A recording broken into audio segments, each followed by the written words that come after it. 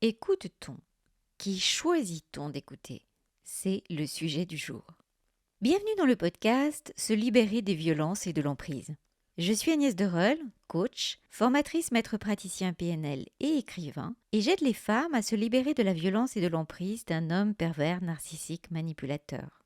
Je vous accompagne pour refermer le livre de vos histoires toxiques précédentes, pour maintenant vivre et écrire votre belle histoire amoureuse, familiale et professionnelle.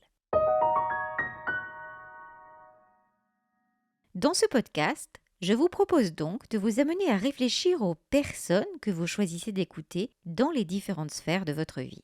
Parce que de cette question découlent justement différents choix qui vont donc être influencés par notre entourage.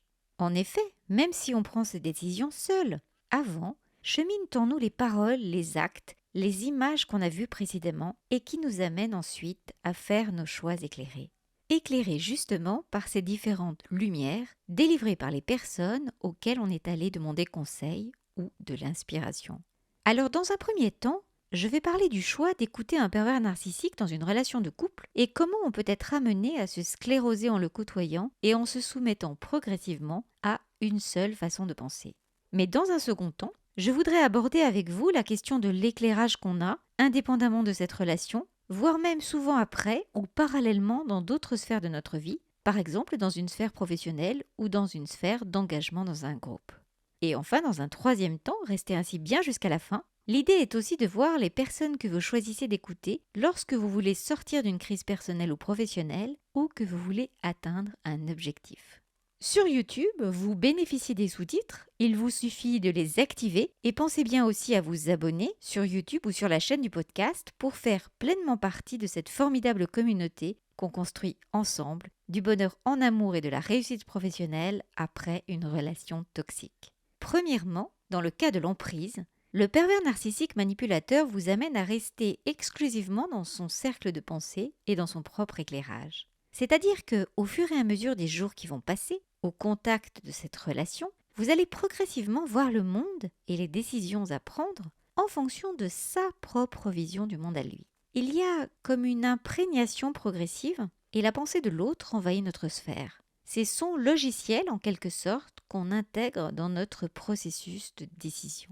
C'est en cela que la programmation neurolinguistique, conçue par Richard Bandler, par qui j'ai eu l'honneur d'être formé, et John Grinder, est un outil fabuleux parce que cela ouvre sur cette faculté extraordinaire de notre cerveau de s'adapter et de pouvoir évoluer. Malgré les traumatismes qu'on a vécus, toutes les phobies qu'on a pu développer, tous les chagrins qu'on a pu éprouver, nous pouvons de nouveau ouvrir notre cœur et notre esprit au monde sur des bases complètement nouvelles. Le temps fait son œuvre, on le sait. Il atténue l'intensité des détails et de certaines difficultés. On pourrait comparer ça à l'intensité du soleil qui progressivement dans la journée perd en intensité et en force. On peut aussi, image très simple, comparer ça aux filtres que l'on pose sur des photos, sur les réseaux sociaux. C'est un bonheur pour moi de voir des femmes et des hommes également renaître après la perversion narcissique grâce à des techniques de neurosciences extrêmement puissantes que je développe en coaching ou dans mes formations en ligne. J'ai personnellement été victime de violences familiales, d'abus sexuels dans mon enfance qui ont eu un fort impact à un moment donné dans ma vie, dans mes relations amoureuses et dans certains des choix de mes partenaires. Aujourd'hui néanmoins, je suis vraiment une femme heureuse. Je vis avec un homme que j'aime et qui m'aime. J'ai bien sûr des difficultés comme tout un chacun et tout n'est pas toujours simple, mais j'ai une vie que j'aime et je suis sur des projets qui me passionnent.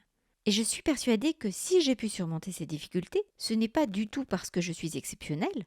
C'est juste qu'à un moment donné, j'ai décidé que je voulais que l'histoire se termine bien et de me donner les moyens de me former auprès des personnes qui elles-mêmes avaient réussi avant moi dans différents domaines, et notamment dans le contrôle de ses pensées et de ses émotions, afin de ne pas se laisser submerger, mais au contraire afin de pouvoir en faire une force. Ainsi, à travers ces podcasts, j'ai à cœur de vous dire que le bonheur est possible, quoi que vous ayez vécu, et qu'on peut reprendre sa vie en main. Voire, j'ai même envie de développer l'image, de reprendre sa vie en esprit, en corps et en cœur.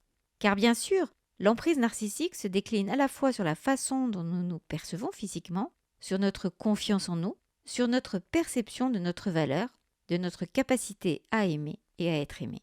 Et cela réellement, il est possible de le réajuster et de tout changer, de fermer le livre toxique de notre précédente histoire, voire de nos précédentes histoires, avec tous les déboires, pour écrire et vivre la belle histoire que nous voulons pour notre présent et notre avenir.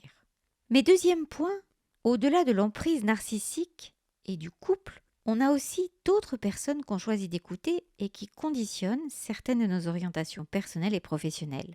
Nous choisissons nos modèles dans un film, une série, un livre, autour de nous. Nous avons des personnes qui nous inspirent et auxquelles nous avions envie de ressembler lorsque nous étions plus jeunes. Quand je serai grande, je serai comme Florence Artaud, Shakira, Beyoncé, Michelle Obama, Gisèle Halimi, ma grand-mère, Anne Sinclair, etc.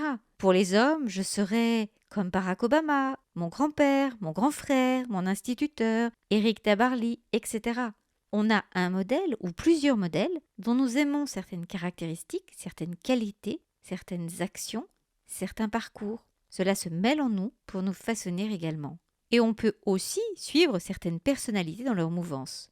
Par exemple, sur le plan personnel, on peut avoir envie de s'engager dans certaines causes, dans des associations, dans du bénévolat, dans une cause politique. Cela a quelque chose d'assez rassurant finalement de suivre quelqu'un qui peut arriver à dire précisément ce que l'on ressentait sans arriver à mettre des mots dessus ou d'actes dessus.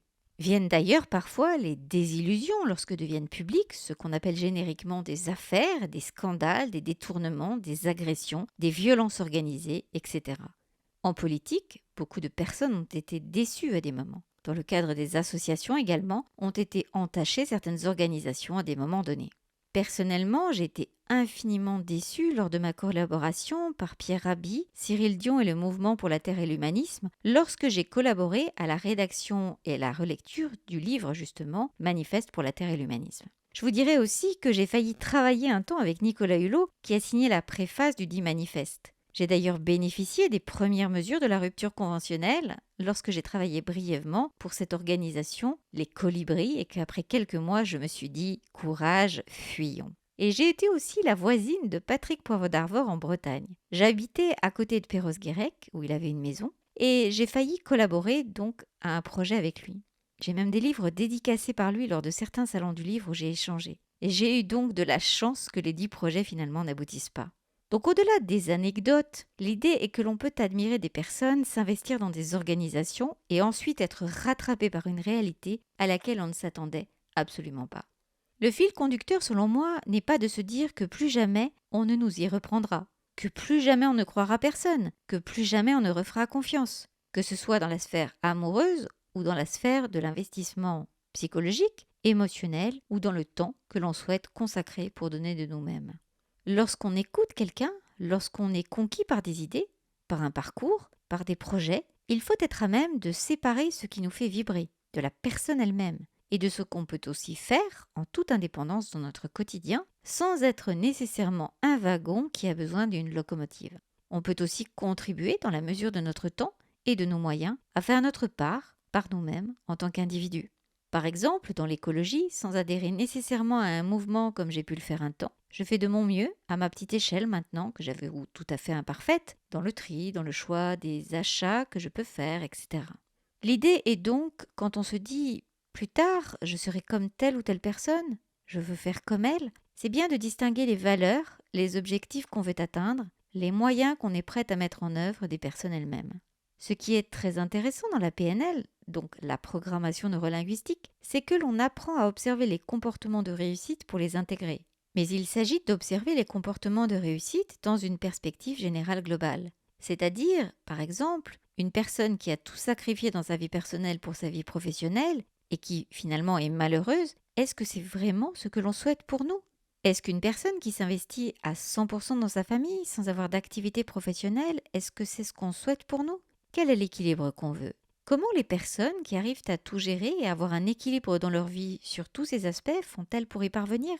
Nous arrivons donc au troisième point de notre réflexion aujourd'hui. Qui choisissons-nous d'écouter pour sortir de l'ornière à partir de maintenant ?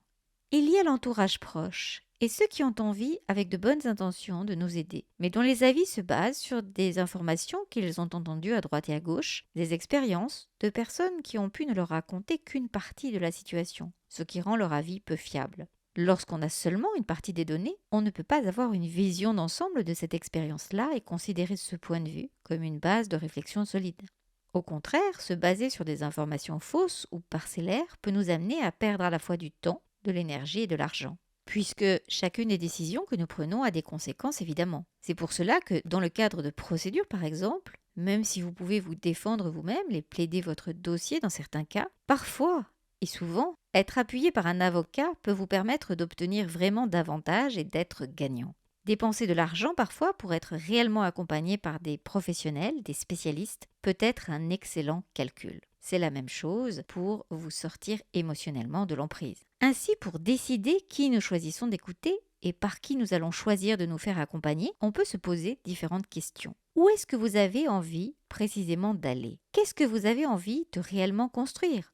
Dans quelles conditions? Avec qui? Qu'est-ce que vous êtes prête à investir en temps, en argent, en énergie pour atteindre vos objectifs? Qu'est-ce que vous êtes prête à lâcher si vous avez des choix à faire? Ces questions-là, elles sont fondamentales de façon à trouver les bons modèles par rapport à ces objectifs, afin de voir quelles personnes ont réussi dans les conditions dans lesquelles vous souhaitez réussir. Par exemple, en ayant décidé de toujours agir dans l'honnêteté et la légalité. Si vous avez envie d'avoir une certaine réussite professionnelle dans votre domaine, mais que vous avez également envie d'avoir des enfants ou d'avoir une vie de couple, regardez quelles femmes ont atteint ces objectifs-là et quels conseils elles peuvent vous donner pour embrasser la totalité de la situation. Je vois parfois des femmes en coaching qui ont une vie professionnelle extraordinaire. Une réussite qui donne à penser qu'elles sont follement heureuses, qu'elles ont réussi leur vie et qui, intérieurement, portent pourtant des souffrances de violence qui les empêchent de s'épanouir et de construire une famille, un couple, qui en fait sont très malheureuses. Je vois des femmes qui en apparence sont justement libres et indépendantes, mais qui enchaînent des relations toxiques et qui sont en souffrance, même si cela ne se voit pas, même si cela ne se sait pas. Et c'est d'ailleurs pourquoi mon coaching en fil conducteur s'appelle Libre, indépendante et heureuse. Parce que pour moi, les trois doivent aller ensemble. C'est pour cela que lorsque vous cherchez des conseils, lorsque vous avez envie d'avoir des réponses, cherchez-les auprès de femmes ou d'hommes qui elles-mêmes ou eux-mêmes ont réussi dans le domaine qui vous intéresse, là où vous voulez aller, et sans sacrifier également des choses qui pour vous sont très importantes. Les livres de Michelle Obama sont follement inspirants parce qu'elle a réussi à trouver cet équilibre entre sa vie de femme, entre sa vie de mère, entre sa vie d'épouse et entre sa vie professionnelle. Donc, apprenez à vous entourer de femmes et d'hommes qui ont réussi et qui peuvent être un vrai modèle, qui par leur exemple, qui par leur parcours, sont inspirants et ont des éléments factuels à l'appui de ce qu'ils avancent. Un des exemples assez manifestes, me semble-t-il, c'est dans le domaine des affaires. Sur Internet, par exemple, vous avez des personnes qui expliquent comment faire fortune alors qu'elles-mêmes ont à peine de quoi vivre. C'est le cas des personnes qui s'exhibent en Lamborghini ou en Porsche ou que sais-je en voiture de luxe, qui louent pour une demi-journée ou qui donnent l'illusion d'avoir un train de vie qu'ils n'ont pas. Donc ne vous fiez pas aux apparences. Faites une synthèse de ce que vous entendez, de ce que vous voyez et surtout de ce que vous voulez pour être bien accompagné. Ne vous fiez pas à ce que dit votre collègue, votre voisine ou votre belle-sœur, sauf si elles sont spécialistes et que leurs conseils sont réellement éclairés. Je vous encourage à lire et à écouter des podcasts et surtout à observer des gens sur la durée. Comment est-ce que les personnes qui donnent des conseils qui vous intéressent ont évolué ou évoluent dans le temps? Ainsi, en conclusion, j'ai envie de vous dire que le bonheur existe, quoi que vous ayez vécu, et qu'il vous appartient le choix de sélectionner des personnes inspirantes qui pourront vous éclairer, que vous pourrez écouter dans leur zone d'expertise. Tout le monde, en effet, n'est pas expert dans tous les domaines. N'oubliez pas que si d'autres sont parvenus avant vous à être libres, indépendantes et heureuses, malgré les violences et l'emprise, vous aussi, vous pouvez y parvenir. Je vais ainsi terminer sur la citation très inspirante d'Antoine de Saint-Exupéry dans Terre des Hommes, lorsque son camarade Guillaumet le prépare à son premier vol en tant que responsable du courrier d'Afrique et à son survol de l'Espagne. Les orages, la brume, la neige, quelquefois ça t'embêtera. Pense alors à tous ceux qui ont connu ça avant toi et dis-toi simplement, ce que d'autres ont réussi, on peut toujours le réussir. Merci pour votre écoute, je suis heureuse de ce temps passé à construire du contenu pour vous aider à avancer vers le chemin du bonheur. Pensez ainsi à vous abonner à la chaîne pour faire pleinement partie de la communauté libre, indépendante et heureuse. Merci également de liker la vidéo, de mettre un 5 étoiles si vous êtes sur podcast. Les vidéos et les podcasts seront ainsi davantage proposés à celles qui en ont besoin. Je vous invite également à vous abonner à la newsletter qui est entièrement gratuite, où je donne régulièrement par mail un contenu personnel, différent, où vous êtes au courant de toutes les dernières actualités et où vous pouvez bénéficier d'offres privilégiées. Le lien pour la newsletter gratuite est en bas de la vidéo du podcast et vous retrouverez également tous les liens d'information si vous souhaitez un accompagnement en coaching pour atteindre vos objectifs au plus tôt, si vous souhaitez embarquer dans le membership ou dans les programmes. Vous pouvez aussi m'envoyer un email à mon adresse agnès@agnèsderol.com. Je vous souhaite le meilleur, je vous embrasse et je vous dis à bientôt pour un prochain partage.